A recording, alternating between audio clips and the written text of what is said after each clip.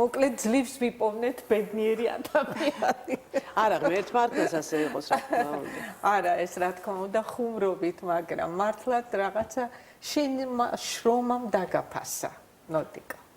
ხო, პირველში წარვადგინოთ წარვები, ნოდიკო ტატიშვილი. ხალბატონი ნანა ჩაჩუ, არა ჩვეულებრივი ადამიანები გილოცავთ ახალ წელს შოუბას, გამარჯვებას გილოცავთ ჩემო კარგო, იმიტომ რომ მე ვიცი ამის ფასი რა არის და როგორი ბედნიერება, როცა ადამიანი რაღაც მართლა საკუთარი შრომის ფასად, იმ კი მართლაც ძალიან ბედნიერ წუთებს ცხოვრებაში, როცა შენ აი გიფასდება ის რაშიც ძალიან დიდ ენერგიას და შრომას. ძალიან სასიამოვნო და მინდა თქვენი ეთერის საშუალებით მიულოცო სრულიად საქართველოს შობა ახალი წელი და ბრავოს და ეს არის. თუმცა ძალიან ბევრ კონცერტს გამოაკდე აი ამ ძალიან დატვირთული გრაფიკის გამო თუ არ ვცდები. კი, ძალიან ბევრ კონცერტს და ზოგადად ძალიან ბევრ სატელევიზიო საახალწლო შოუებსაც, იმიტომ რომ როდესაც უკვე ორი ცეკვა დაიწყო პროექტში ფიზიკურად დილიდან შუა ღამემდე ფაქტიურად მე და ჯულიანა ვიყავით სარეპეტიციოში და ვარჯიშობდით, იმიტომ რომ ნამდვილად არ მინდოდა რომ თავი შემერცხნია და მით უმეტეს ბოლოსკენ მე ცეკვა იმაზე ნაკლებად ვიდრე თავიდან დავიწყე და ეს იმ ხელას რომას მოითხოვდა რომ ეხლა მახსენდება რაღაც მომენტში არ მინდა ხოლმე გავიხსენო, იმიტომ რომ რაღაცნაირად ცოტა ვისტრესები, არა მთლაცია ცუდი გაგებით, მაგრამ ძალიან მძიმე და შრომატევადი აღმოჩნდა ეს ყველაფერი ისეთი, როგორსაც ვერ წარმოვიდგენდი სანამ შევიდოდი პროექტში მანამდე. მართლა ძალიან რთული აღმოჩნდა. ხო, თუმცა ღირდა ყველაფერი ამ. აი ადამიანი სულ ეძებს ბედნიერებას, მთელი ცხოვრება და მე უკვე რაღაცას ესმევა წერტილი, მაგრამ აი ეს ძიების პროცესი, აი ნოდიკოს მიზანი იყო, რომ რა თქმა უნდა, რომ პირველი ყოფილიყო. და აი როდესაც მიაღწევ ამას, ეხლა მე ნოდიკოს კი შევეკითხები, რომ ეხლა რა უნდა კიდევ, იმიტომ რომ ამაზე არ დაკმაყოფილდება, რა თქმა უნდა და ადამიანი ასეთი გაუმაცხარია? გულიკრულია კაცისა, ხარბი და გაუწყობელი, კიდათ რუსთაველს დაეთანხმოთ, ხო? კი ბატონო, ხო, ნუ ეს არის ცხოვრება საერთოდ არის სიზიფეს შრომა.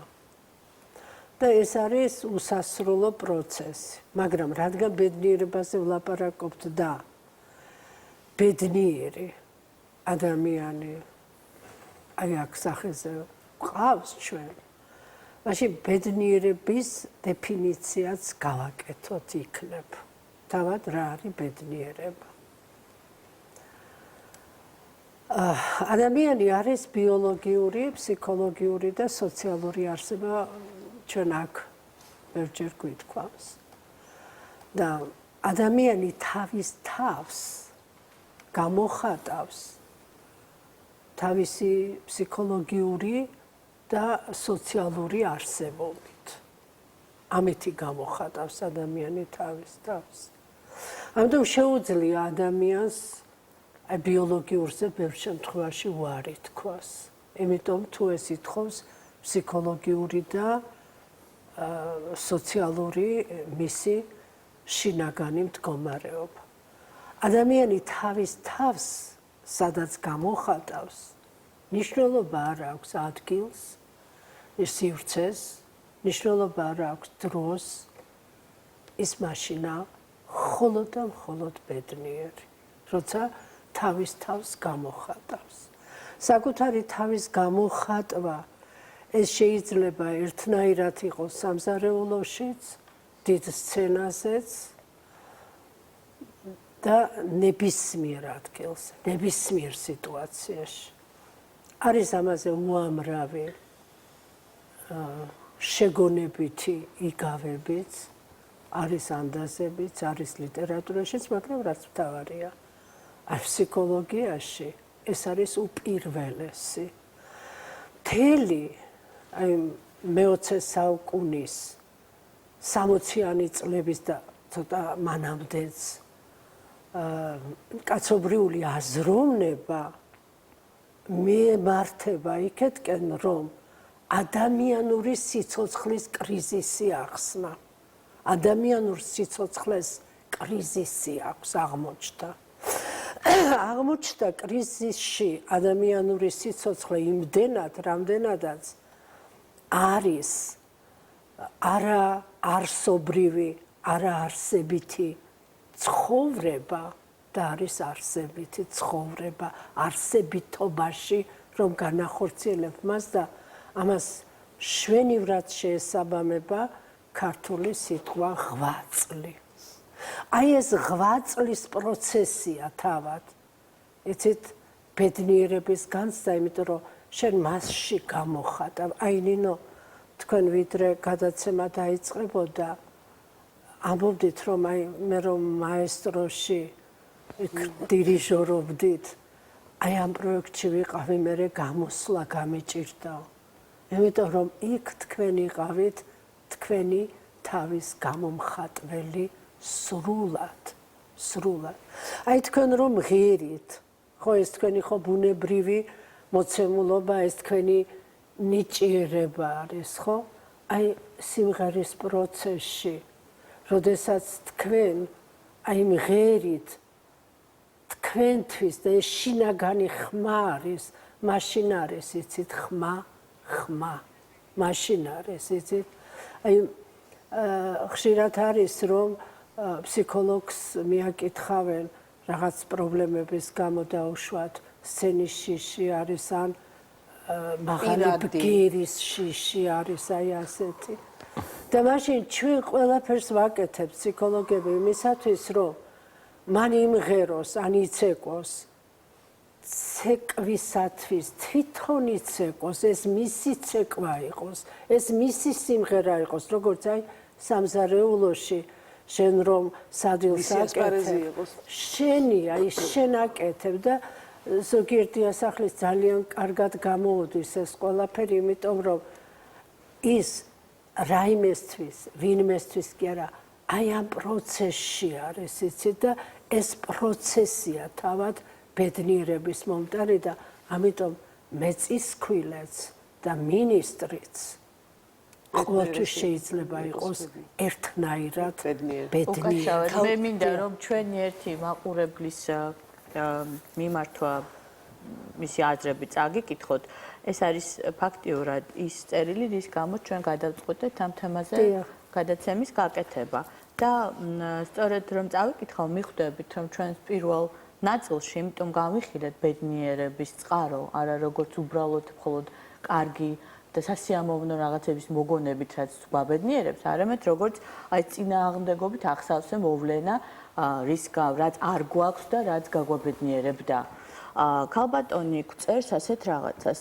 22 წელია ქორწინებაში ვარ. მყავს 2 შვილი და 1 შვილიშვილი და ისეთი გაციებული ქორწინება, რომ ჩემთვის უდიდესი ბედნიერებაა მეუღლის უბრალოდ ჩახუტება. იქნებ ავადმყოფი ვარ და ვერ ხვდები როგორ მოვიქცე, მაგრამ ზუსტად ვიცი. ერთ დღეს ამ დღეების გამო მას სინანული გულს ადგენს, მაგრამ როდის დავიღალე უზომოდ მიყვარს და ვერ ხვდები რატომ. ეს ქალბატონი არის, რომელსაც მართლაც ეს სულ მცირედი სჭირდება, თითქოს ყველაფერი აქვს. ალბათ ბევრი მას შეჰნატრის, მაგრამ სამწუხაროდ აი ეს პატარა რამ, რაც პრინციპში ასეთი ხელმისაწვდომია თითქოს და რაც გააბედნიერებდა, ასეთი იშვიათობაა მისთვის. და აი ქალბატონ ნანას ალბათ ყველაზე კარგად შეუძლია რომ ამ ქალბატონს არის თუ არა აქ მე ძალიან მინდა ახლა ამ ქალის ამ წერილს გამოვეხმაურო. არის თუ არა ვთქვათ განმაპირობებელი ამ სურვილის შესრულების თვითონ ეს ადამიანიც რამდენად არის ის მონაწილე ამ ყველაფრის და რამდენად შეუძლია რომ გამოიწვიოს ეს მოქმედება რომელიც მას ამ წუთას ესე ძალიან უნდა ის რაც უნდა მეთქვა და საბოლოო რეზიუმე უნდა ყოფილიყო ჩემი ნათქვამისა უკვე თქვი ნინო ხო დიდი მადლობა ეხლა ამ ქალბატონთან რა პრობლემა დგას არსებობს ფსიქოლოგიაში დიდი ხუთეული პიროვნული ნიშნებისა და ამ პიროვნული ნიშნების დიდი ხუთეულში შედის ერთ-ერთი ეს არის ღიაობა ესე იგი ღიაობა ეს არის ძალიან საინტერესო და ძალიან მნიშვნელოვანი ყველა მნიშვნელოვანი ამ დიდ ხუთეულში რომელიც შედის მაგრამ ერთ-ერთი ძალიან მნიშვნელოვანია თვითონ ამ შემთხვევაში რაზედაც ეს ქალბატონი წერს ჩვენ თვითონ არ გამინაწყენდება ეს ქალბატონი იმიტომ რომ ეხლა რაც უნდა ვთქვა ეს ძალიან მნიშვნელოვანი არის ჩვენ თუ ჩვენი სიხარული, ჩვენი ბედნიერება, ჩვენი მოქმედების იმპულსები ვეძებეთ გარეთ, მაშინ ყოველთვის პრობლემა გვექნება და ეს ემართებათ იმ ადამიანებს, რომელსაც აქვთ არასტაბილური თვითშეფასება. თუ თვითშეფასება სტაბილური არის, მაგრამ ეს როგორ არის იცით თვითშეფასების სტაბილურობა ცერაკლიტე ეფესოელი ამბობდა რომ მდინარეში ისე ვერ შეხვალ თუ ცურვა არის მაგრამ თუ მდინარეში არ შეხვედი ცურვას ისე ვერ ისწავლი როცა გეუბნებიან საიდან უნდა დავიწყოთ ყველა წერტილიდან შეიძლება დაიწყო იმიტომ რომ წერტილი თვითონ ძალიან საინტერესო ასე ვთქვათ გეომეტრიული მოცემულობა ფიგურაც არ არის იმიტომ რომ განზომილება არ აქვს წერტილი ჩვენ ყოველთვის გონია დასასრული წერტილი დასაწყისიცა მისგან ყველაფერი აიგება ყველაფერში შედის და ამიტომ პითაგორა როცა თავის რიცხვთა მისტიკას და გეომეტრიას წერდა ლაპარაკობდა რომ წერტილი ღმერთიაო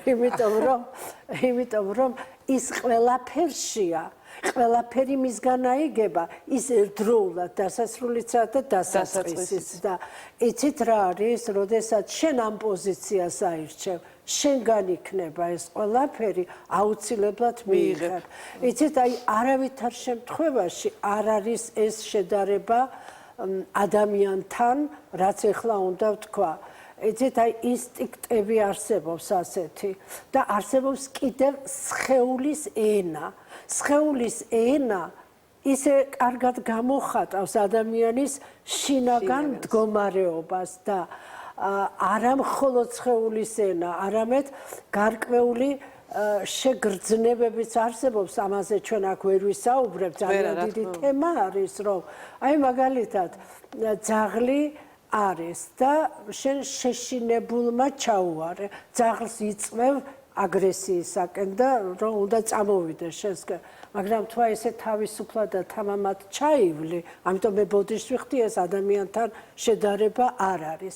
მე მხოლოდ ლაპარაკობ, რომ არის რაღაც ისეთი შინაგანი გამოხატვა სხეულის ენით, რა თქმა უნდა ძაღლმა არ იცის სხეულის ენა, მაგრამ ეს ინსტინქტებში დევს და ჩვენ ადამიანებს ეს სხეულის ენა გვაქვს. შესაძლებელია რომ გამოიწვიო ისე ადამიანის კეთილგანწყობილება, ისე შექმნა, რომ ერთი სიტყვის თქმაც არ დაგჭირდა. აი, ნოდიკო ბრატშენა, სხეულით გამოიწვია დიდი სიმპათიები და მოიგო კიდე. ეს უფრო მაპატია. შეიძლება ამის სწავლა, იმიტომ რომ ხარიან ადამიანები, რომლებსაც არ შეუძლიათ ამის გამოხატვა, ან საერთოდ არ შეუძლიათ უჭირთ აი პატარ-პატარა თუნდაც ბედნიერების მომტანი რაღაცა დეტალების აღქმა. აი ამ შემთხვევაში როგორ შეიძლება ამის უკეთ შესწავლა და გამოყენება? სხვა შეიძლება ამაზე პასუხი მაპატია ხოლმე ჩავერთო. ამაზე პასუხი ნანამ უკვე გასცა. ყველაფერი არის შრომა, სიზიფე შრომა, ნამდვილად ესე. იმიტომ რომ უჭირთ ადამიანებს სწორედ იმ წერტილის მონახვა საიდან მაგიტომ უნდა ეხლა რა გეტყვით, იმ დიდ ხუთეულში არის კიდევ ერთი. მნიშვნელოვანი. ამას ქვია კეთილგანწყობილება.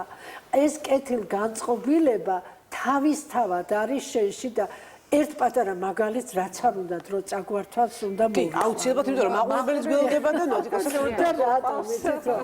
მე ვცხოვრობ მე-6 სართულზე და ჩემი სართულიდან არაჩვეულებრივი ხედი ჩანს ღამით, რომ აი ფერდობი არის სულ აი ლამაზი აი ამ შუქნიშნებით ეს უკაცრავად ამ ნათურებით მართლა შუქნიშნის ელფერს რომ ტოვებს ზოგან სხვაფერი გარდატეხირებული როგორ არის სხვადასხვა ფერს იძლევა და შეიძლებოდა ჩემი სახლის ფანჯრებიდან მთელი მედიტაციური განცდები მიგეხო ისეთი ხედი იყო და იქ ააშენეს ჩვენს პირდაპირ ზუსტად 2-8 სართულიანი სახლი და მე აღმოვაჩინე რა საოცრად ველოდები, როდის გადმოვლენ მაცხოვრებლები ამ სახლში.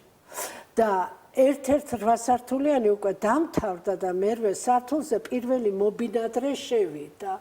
და სარეცხი რო გადმაიფინა, ვნახე რომ იქ ბავშვის სარეცხია, მე დავიწყე გოგონა თუ ბიჭი არის ეს. ხო, აღმოჩნდა რომ სხვა ასაკის ბავშვები არის და შინაგანად ისე ჩავერთე და ისე ველოდები ეხლა მეორე სახლს და აი ეხლაც იცით ფიზიკური შეგრძნება მივიღე, რასაც ექვია აი ჟრუანტელის მოგვრა, როცა ლაპარაკობ, რომ მე ველოდები და მე ვფიქრობდი ფსიქოლოგებს აქვთ ეს, რომ რაღაცების ანალიზებს თავისთავიდან აკეთებენ, რომ აი ის ხო ძალიან ლამაზი ხედი იყო და ეს რა არის ეს და ადამიანები მოდიან იქ, ახალბინასელოდებიან, ახალ და მე განცდისეულად, ემოციურად ჩავერთე და ისეთი ბედნიერებას ვღებულობ, იმიტომ რომ ბედნიერება ახლა ეს არ არის, იცით რა არის, სად გაქვს ბინა, რა არის, რა მანქანაში სიხა, ნუ რა სჭამა, არა ეს არის შენი შინაგანი, იმიტომ რომ ეს კეთილგანწყობილების იმპულსმა მიიღო, იცით, თავისი დამადასტურებელი რამ და აი ეს ისეთი მნიშვნელოვანია, ასეთი რაიმე, რომ ფსიქოლოგიაში არის, რას არ ქმევს სახელს, რას არ ქმევ მოვლენას, ეს დარქმევა არის ძალიან მნიშვნელოვანი და სხეული იმას გამოხატავს, რასაც ნინო შინაგანად ატარებ, მდიდარი ადამიანი და ღარიბი ადამიანი ხომ გონია რომ სხვადასხვანაირად დადის, იმიტომ რომ სოციალური მდგომარეობა ეს არის უაღრესად ნიშნულოვანი. აი ცნობილი ეგზისტენციალისტი, ფსიქოლოგი და ფილოსოფოსი სარტრი ამბობდა, რომ შენ ქმნის შენ ცხოვრებას, არსებობა წინ უსწრებს არსებას, ანუ შენ ჯერ ადამიანი რომ გაჩნდი, ბიოლოგიური არსება რომ ხარ, აი ადამიანად რომ იქცი, ამას შენ ქმნი, შენ აკეთებ ამას, შენ თვითონ ქმნი, შენი თავიდან ადამიანსო და მერე დროთა განმავლობაში სარტრი მივიდა, რომ ადამიანი ეს თავისუფლება და ადამიანის თავისუფლებისათვის ნიშნულოვანია სოციალური განსაზღვრულობა, ანუ ის თუ შენი ბიოლოგიური არსებობა ხო თქვით, რომ ადამიანი თავის თავს ფსიქოლოგიურ და ბიოლოგიურ არსებობაში გამოხატავს, მაგრამ აი ის სოციალური განსაზღვრულობა, რომელიც ბიოლოგიურთან მიდის, რომ შიმშილი რა არის, ჩვენ ნიკოლ ორთქიფანიძის ტრაგედია უგმიროდან ვიცით. ეს არის ცხოვრების გაკვეთილი, ცხოვრების ანი და ბანი. და აი ამიტომ ამასაც ძალიან დიდი მნიშვნელობა აქვს, მაგრამ იცით რა ალბათო ნანა, რომ რაც გეძლევა იმაში, იმ შესაძლებლობებიდან, რასაკეთე. ეხა მაყურებელს მე მედიკოსთანაც მაყურებელი გველოდება დიდი ხანია, გისმენთ? მოგესალმებით. გამარჯობა. ალო? გისმენთ ყურადღებით. ალო? გისმენთ. ჩვენც მოგესალმებით. ქალბატონებო, თქვენ და სასიხარულოდ, ჩემ და სასიხარულოდ, მე მქონდა კლინიკური სიკვდილი, თუ ყომა როგორ თქვათ, აქედან გამომდინარე კონდენსირებულად გეტყვით რამოდენიმე ფრაზას ბედნიერების განსასაზღვრად. ჩემი აზრით, ბედნიერება რეალურად არის, რომ რეალურად არსებობს ღმერთი, შენ კი გაქვს ამისი აღქმის უნარი, ხოლო უბედურება, ცხოვრება უღმრთო. გასაგებია დიდი მადლობა. ორი ერთი ძალიან სწრაფად, იმიტომ რომ მედიკოსთან როგორ გიკანდება? თქვენ ისე კარგად ცეკვავდით, რომ დიდხანს გიყურე. მე საკმაოდ დავიძახებენ, ვერ ვიტყვი ვერაფერს. რა თქმა უნდა. ხო, ეხლა რასაც ლაპარაკობს ქალბატონი, ესაც ძალიან მნიშვნელოვანი. მორწმუნე ადამიანისათვის, რაც არის ღმერთი, მეცნიერისათვის ეს არის კანონზომიერება, ფილოსოფიისათვის ჭეშმარიტება, ხელოვნებისათვის მშვენიერება და აი ფსიქოლოგიაში ეს არის თვით გამოხატვა და ეს რომელ წერტილზეც გინდათ იდექი. იქ შედეგი ერთია ყველგანი კაცრავად. თუმცა მე ხარ მედიკოს აუცილებლად უნდა ვკითხო ასეთი დაუსვა ესეთი შეკითხვა. მიუხედავად იმისა, რომ ჩვენ ძალიან მძიმე სოციალურ გარემოში ვიმყოფებით. და შენ სწორედ ხელოვანი ადამიანი ხარ და ემსახურებ ხელოვნებას. ხომ არის რაღაცა ის დასაყრდენი მომენტი, როცა შენ ცდილობ, რომ აი ამ სოციუმშიც თავი იგრძნო კარგად და ბედნიერად და შეძლო ამ ბედნიერების გაზიარება მაყურებლისთვის. რა არის ეს საყრდენი წერტილები? აი რითი ახერხებ ამ ყველაფრის მიღწევას და გაკეთებას? პირველ რიგში ეს არის სურვილი და ეს არის ის, რომ ამის გარეშე არ შეგიძლია ცხოვრება. და ეს არის ჩემს შემთხვევაში იმდენად მყარად, რომ მე ვერ წარმომიდგენია ვიცხოვრო იმის გარეშე, რასაც ვაკეთებ. აქედან გამომდინარე, ჩვენ ცოტა უფრო მეტი მოგვეთხოვება ალბათ მომღერლებს, რომ აი არ გვაქვს იმის უფლება, როცა ხალხისგან ღებულობს სიყვარულს, პატივისცემას და ასე შემდეგ. არ გაქვს მოდუნების საშუალება. არც უნდა მოდუნდე, იმიტომ რომ მე კარგავ ყველაფერს და აი ყველაფერს რო კარგავ, აი რაზეც ქალბატონი ნანა საუბრობდა წერა. მე უკვე ითრგუნები და ხარ ძალიან ცუდად და რა ბედნიერებაზეა მე საერთოდ საუბარი. აქედან გამომდინარე ზუსტად აი მე ქალბატონი ნანას ლექსებს ვიპარებოდი ხოლმე ჩუმად. რომ მე არ მიკითხავ და თვითონ და ჩუმად ვესწრებოდი ხოლმე და ყველაფერი თქვა აბსოლუტურად რასაც ალბათ მე ჩემებურად რაღაცნაირად ვიტყოდი, იმიტომ რომ ყველაზე მთავარი ალბათ ბედნიერებისთვის ზუსტადაც ის არის, რომ გამოვხატოთ ჩვენი თავი და ვაკეთოთ ის, რაც გვინდა რომ ვაკეთოთ, ის რაც ვიცით და ის რაც გვიყვარს რომ ვაკეთოთ. აქედან გამომდინარე ალბათ, ну ყოველ შემთხვევაში ჩემთვის ეს არის დიდი ბედნიერება, რომ მე ვაკეთებ იმას, რაც ყველაზე მეტად მიყვარს და რაც ალბათ ყველაზე მეტად კარგად ვიცი, მაგრამ ჩემი ბედნიერება არასდროს არ შემოიფარგლებოდა ხოლმე მხოლოდ ჩემი ბედნიერებით. რომ ძალიან მოქმედებს ადამიანების მდგომარეობა, რომლებიც ჩემს გარშემო ცხოვრობენ, რომლებიც ჩემს ცხოვრებაში არიან და აქედან გამომდინარე ჩემს ბედნიერება კიდევ ცოტა სხვა რაღაცა. თუმცა აქვე იმასაც ვიტყვი, რომ ბედნიერება არ არის ის, რომ გავს ბევრი მილიონი ან მილიარდი. ეს აბსოლუტურად გამორიცხულია. ჩემთვის აი რაღაცა კუთხით ალბათ მაყურებელსაც რომ გავაგებინო რა არის ბედნიერება.